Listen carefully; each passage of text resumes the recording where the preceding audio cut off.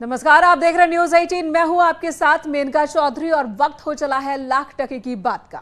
नमस्कार, मैं हूं आपके साथ अमित गर्ग शुक्ला। शुरुआत करते हैं बड़ी खबर के साथ। उत्तर प्रदेश में भी सरकार के गठन की तारीख भले ही तय ना हो, मंत्रिमंडल में किन चेहरों को मौका मिलेगा अभी तय नहीं है, लेकिन उससे पहले संकल्प पत्र में किए गए वादों को अमल में लाने की तैयारियां शुरू हो गई हैं। जानकारी के मुताबिक नई सरकार के गठन के बाद पुलिस और बेसिक शिक्षा विभाग में खाली पड़े पदों पर भर्ती की तैयारी की जा रही है। जुलाई में परीक्षा और इसी साल दिसंबर में अंतिम चयन परिणाम घोषित करने का लक्ष्य रखा गया है। मतलब योगी सरकार चुनाव से पहले और चुनाव के वक्त किए गए वादों को अमल में लाने की तैयारी में अभी से जुट गई है। कहा जा रहा है कि योगी सरकार की पहली कैबिनेट में कई बड़े फैसले हो सकते हैं। इनमें गन्ना किसानों को बकाया भुगतान, सामूहिक विवाह योजना की धनराशि में बढ़ोतरी, फ्री राशन योजना और होली दिवाली पर फ्री सिलेंडर को लेकर भी फैसला संभव है। हर व्यक्ति मानता है उत्तर प्रदेश विकास की प्रक्रिया के साथ तेजी के साथ आगे बढ़ा है। यह विकास ही अंततः हम सबके कल्याण का कारक बनेगा, नौजवानों के रोजगार का कारक बनेगा, समाज के प्रत्येक तबके की समृद्धि और उनकी खुशहाली का कारक बनेगा। और चलिए बात कर लेते हैं कि आखिर वो कौन कौन से पद हैं जिस पर भर्ती सबसे पहले निकाली जा सकती है। तो जो खबर है उसके मुताबिक सरकार सिपाहियों की 26,000 पदों पर फौरन तैयारी कर सकती है भर्ती की। फायरमैन के 172 और सहायक अध्यापक के 17,000 पदों पर भर्ती की तैयारी में है। इसके अलावा आपको यह भी बता दें कि बेसिक शिक्षा विभाग में 50,000 पद खाली हैं जिनको भरने की तैयारी की जा रही है। लिहाजा बेसिक शिक्षा विभाग में भर्ती के लिए पदों की संख्या बढ़ भी सकती है।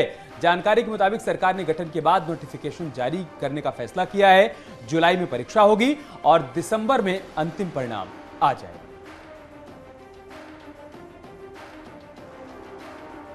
इसके अलावा सरकार के गठन के बाद होने वाली पहली कैबिनेट की बैठक में कई बड़े मुद्दों पर चर्चा होगी। कई बड़े प्रस्तावों को मंजूरी भी मिल सकती है। कौन कौन से वो मुद्दे हो सकते हैं वो इस वक्त हम आपको स्क्रीन पर दिखा रहे हैं। जो सबसे पहली बात है वो गन्ना किसानों को लेकर है कि गन्ना किसानों का भुगतान 14 दिन के अंदर हो, जैसा वादा पहली बार भी किया गया था। उस वादे को इस बार अमल में लाया जा सके।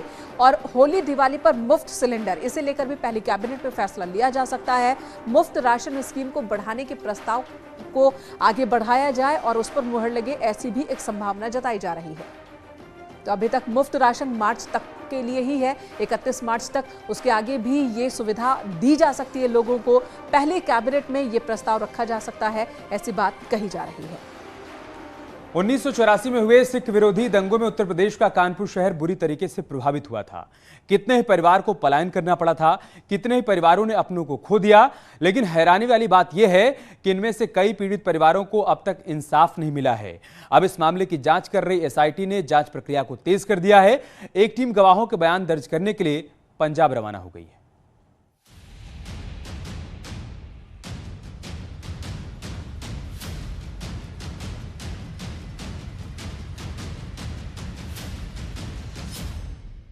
उन्नीस सौ 84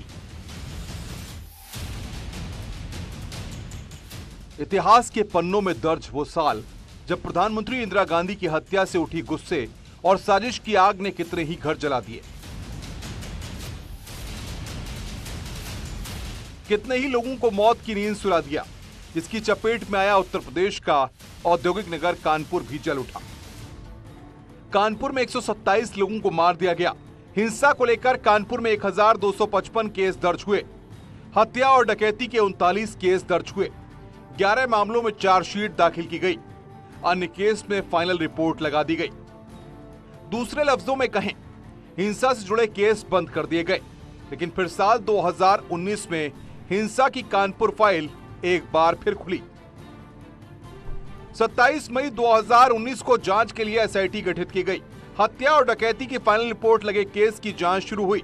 न्यायालय से 20 केसों की विवेचना की मंजूरी मिली। अब तक 11 मामलों में एसआईटी की विवेचना पूरी हुई। सिख दंगों की जांच कर एसआईटी को कई मामलों में साक्ष्य मिले हैं। कई दंगाइयों को चिन्हित किया गया है। हालांकि दंगों में पीड़ित कई परिवार अब पंजाब में रहते हैं, जिनकी गवाही और बयान दर्ज करने के लिए एसआईटी की 6 सदस्यीय टीम पंजाब रवाना हो गई है। कुछ महत्वपूर्ण साक्षियों के बयान बाकी हैं, इनके बयान लेने के लिए 3 उप निरीक्षक और 3 आरक्षियों की टीम पंजाब भेजी जा रही है, जो पंजाब के भिन्न भिन्न शहरों में निवास कर रहे साथियों से संपर्क करके उनके बयान अंकित करेंगे और उसमें जिनका आवश्यक होगा उनको अपने साथ ला करके यहाँ माननीय न्यायालय में उनका 164 का बयान कराएंगे। जानकारी के मुताबिक अभी 22 परिवारों के बयान दर्ज होने बाकी हैं, जो कि दंगों के बाद कानपुर से पलायन कर गए और अब हरियाणा और पंजाब में रहते हैं।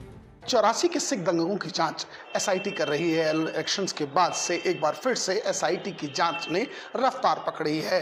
अब 22 लोगों की गवाही के लिए यहां से 7 सदस्यीय टीम पंजाब के अंबाला, मुकेरियां, दसुआ, पठानकोट समेत और 11 जनपदों में जाएगी और उन लोगों के बयान लेगी, जिसके बाद ऐसा माना जा रहा है कि जल्द दोषियों को सजा मिलेगी और 84 के सिख पीड़ितों को न्याय। वीडियो जर्नलिस्ट आशीष पांडे के साथ अमित गंजू, न्यूज़ 18 कानपुर।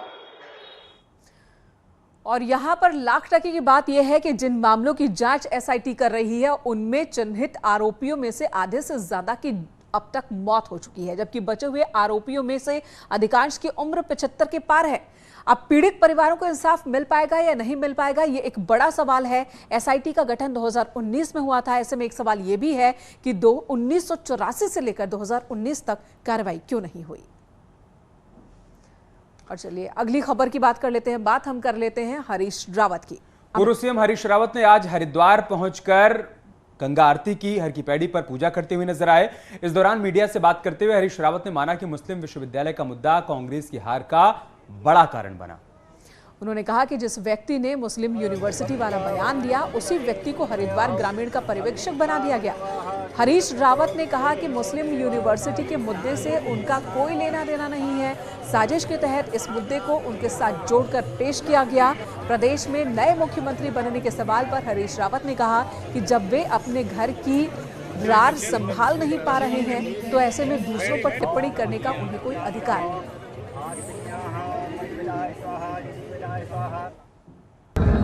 मुझे 2 दिन बाद पता चला कि कोई मुस्लिम यूनिवर्सिटी शब्द कॉइन अप किया है, लोगों ने पैदा किया है, लालपुर। और वो व्यक्ति जो है जिसके लेकर के सब रार मची, वो व्यक्ति 2 दिन के अंदर ही इस रार के बाद हरिद्वार ग्रामीण का जो है पर्यवेक्षक बना दिया जाता है, अपने को घोषित करता है और वहाँ पहुँच जाता है। और अब मैं देख रहा हूँ कि कुछ लोग जो है उस मुस्लिम यूनिवर्सिटी, जिसका मुझे कहीं से अता पता भी मालूम नहीं, कुछ किसी ने कुछ कहा ही नहीं, जिसमें मुझे कोई जानकारी नहीं जिस विषय की जो है, उसकी टोपी मेरे सर पर पहनाने की कोशिश कर रहे हैं। मैं समझता हूँ जब मैं अपने घर में मची हुई रार को नहीं थाम पा रहा हूँ तो फिर मुझको दूसरे के ऊपर टिप्पणी करने का कोई अधिकार नहीं है।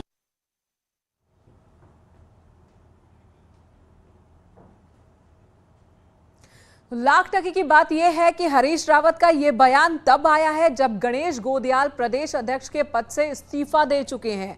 वहीं हार के कारणों पर समीक्षा के लिए लगातार बैठकें चल रही है। अविनाश कुमार भी यहां पर, गणेश गोदियाल का इस्तीफा हो चुका है, उनसे इस्तीफा हालांकि लिया गया है। समीक्षा के लिए अविनाश पांडे उत्तराखंड पहुंच चुके हैं। मीटिंग चलने वाली है। लाल कुआं से इस बार हरीश रावत चुनाव मैदान में उतरे थे और वो चुनाव हार गए। प्रीतम सिंह को छोड़कर कोई भी बड़ा कांग्रेसी नेता इस बार चुनाव जीता नहीं है और एक बहुत बड़ी मुश्किल में इस वक्त कांग्रेस पार्टी नजर आ रही है। उत्तराखंड में मुस्लिम यूनिवर्सिटी को वजह बना दी जा रही है अब खासकर हरीश रावत की ओर से कि इसी वजह से बुरी हालत हुई कांग्रेस की और कांग्रेस की हार हुई, हरीश रावत की हार हुई है।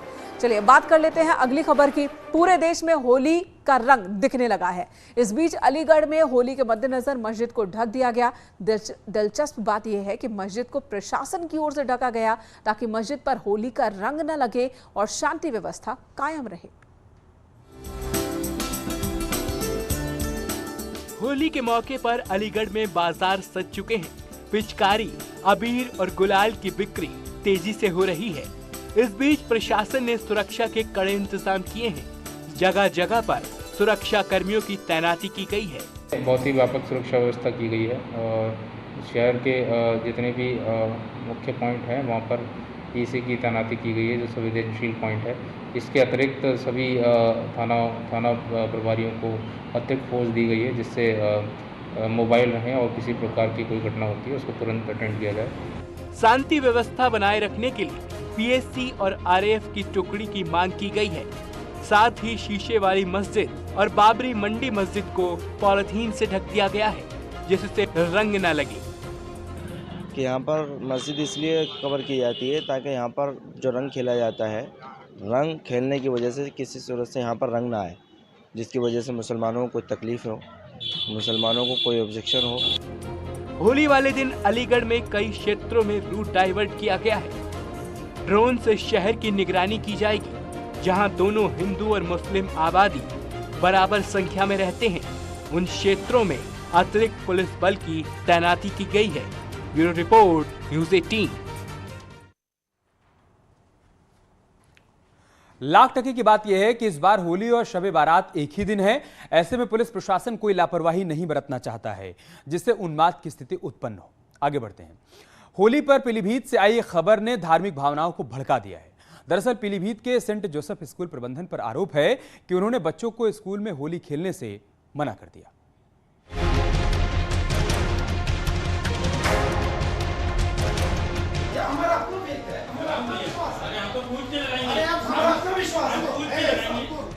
पीलीभीत में होली को लेकर एक वीडियो वायरल होने से सेंट जोसेफ स्कूल पर सवाल उठ रहे हैं। आरोप है कि स्कूल की टीचर ने बच्चों को होली खेलने से मना किया। स्कूल का एक बच्चों ने अपने गार्जियन से शिकायत करी कि स्कूल से हमको ये कहा गया कि अगर जो भी बच्चा होली खेलेगा इस विद्यालय में उसको वहाँ से टीसी काट दिएगी। ऐसा एक वीडियो भी वायरल हुआ है। वही वीडियो सामने आने के बाद विश्व हिंदू परिषद के अधिकारी स्कूल पहुंच गए। वीएचपी के नगर अध्यक्ष अमन सक्सेना का आरोप है कि स्कूल प्रबंधन हिंदू संस्कृति को दबाना चाहता है। जब स्कूल में क्रिसमस मनाया जा सकता है तो होली क्यों नहीं? ये क्या चाहते हैं सेंट जोसेफ वाले? हमारी हिंदुस्तान की संस्कृति को बदलना चाहते हैं।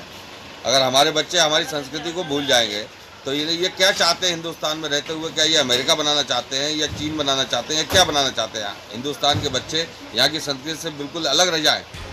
स्कूल परिसर में काफी देर तक वायरल वीडियो को लेकर हंगामा होता रहा। बीच बचाव के लिए चौकी इंचार्ज को आना पड़ा, तब जाकर मामला शांत हुआ। पूरा देश इस वक्त होली की मस्ती में डूबा हुआ नजर आ रहा है और ऐसे में हम आपको दिखाते हैं कि सीमा पर जवान कैसे मना रहे हैं होली। जी हां, जम्मू के गजनसू एरिया में अंतर्राष्ट्रीय सीमा पर जवान तैनात हैं। एक दूसरे को रंग लगाकर इन्होंने होली मनाई है।